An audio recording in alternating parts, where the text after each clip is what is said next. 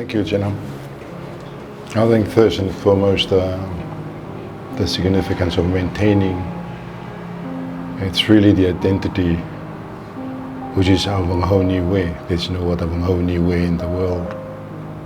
You heard the remarks made by one of the islands last Thursday at the opening ceremony. Talks about the identity that's non-negotiable. And I think what he really meant is, because we have our own languages, that's very much our culture. And for us, Niue right now, back on the island with 1,600 people, it's the risk of losing all those is quite high, unless we are smart in the way we think about our generation and how we're going to maintain. Government can only do so much unless government prioritize culture and to be one of their priorities, maybe top 3, top 2, or number 1. That's yet to be seen, but perhaps strategically speaking, with the population in New Zealand, perhaps the strategies that we should be looking at or considering are those. So how can we mobilize, or how can we get the bulk of the population in New Zealand? Because it is really important. If we lose our language, then the culture would be questionable. Like people say, "Hey, what is that one?" So it's really important for the future generation who continue to, with the Niue legacy, to say, "I am a Niuean, and here are some of the things that we're able to pick up from those before us." That is the essence, and the experience here at the festival here. It gives us the opportunity to just to showcase where we come from, who we are, our songs and our dances. I think it's really important for us going forward. We need to really identify, because right now I've been asking questions like, so how do you do the Niuean dance? If you ask any Niuean, they seems to have it in their mind, but when you ask them to describe, they don't seem to know how to put it in words.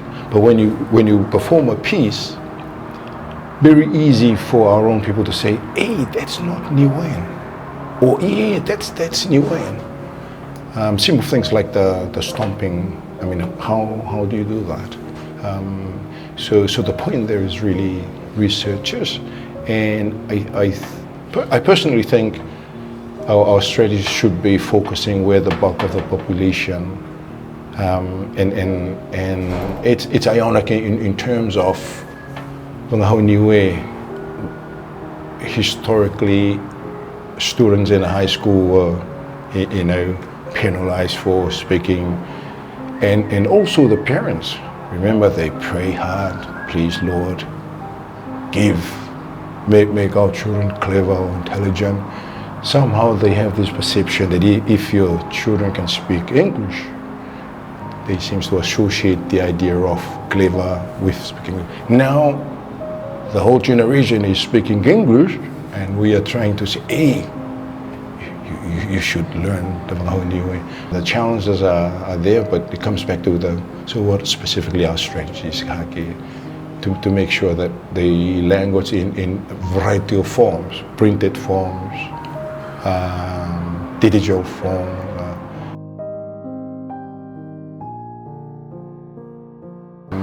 Probably late 80s with the young people, together with Tom. And I think you can see the relationships and natural progression from the fact that we were with the young people.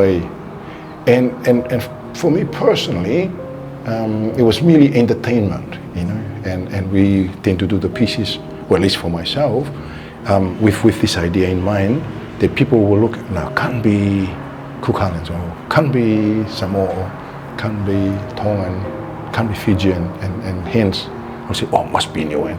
So that seems to be the framework that we, and I think that's why I admire Tom, because he tend to be our, like the matua in our youth group guy, and for people to make like criticizing in our pieces that we did a lot of pieces apart from the women's competition, cultural competition so the national one 1992, and I believe the women's competition 1993. And there's a huge collection, and I believe the idea of 1992, as they prepared to go to the festival in Cook Islands, so the idea being collecting pieces from the community, and they will form, unfortunately when they went to Raro, I'm not sure what really happened. I thought they were just going to draw from the pieces from that competition, the 1992 competition, but they did not. They just. I wasn't in the group that goes to Raro, but the point being, those in the group, they did their own. They draw from previous items. I thought they would draw from the pool of items, Niue, coolies, songs from this competition. So that's 90s opportunities with the school, like you were saying earlier, few pieces there, and the idea also trying to incorporate things like when you sneeze, we have air. So that's a way of the one with me questioning. So who is the most important tupuna of Niue? That Mandingi Fale piece, and many other pieces. Probably an opportunity later on, hopefully able to put together this stuff for the purpose of a resource available for those young researchers going forward, because it's important. If you notice how other societies build up the body of knowledge, it's through those researchers. So you raise your point and you get your evidence, and hence songs or chants or whatever they come out of it, or even playwrights. The path, unfortunately, the path that those before us prayed that our generation will go, and that path nowadays, the industrial world, the telephones and the rest, do you want to go down that path?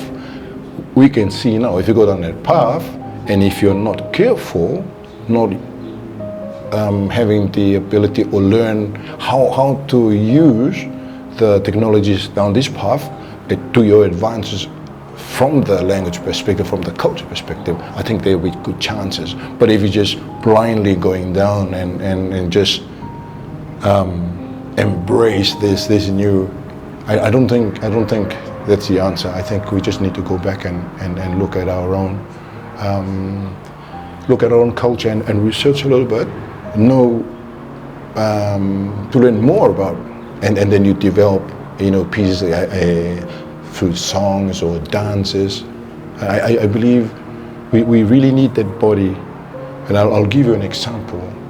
So in 1992, with the competition I was talking about earlier, the four items. One is the modern tame. They reckon use guitar, and the other one is traditional one, and the other one is golimeke, a chantia. I believe either Ikinepule or Tongia's Kolitao. I'm not sure whether it's the opening of the airport. The point is, had I have access to that, perhaps I would build from, just capture whatever I can see and continue with. But here we are in 1992. So my approach to it was like a student going to unfortunately there's not much stuff available. And some people would argue that's a good approach. Some people would argue against it, saying you should be using your creative mind. But I accept that.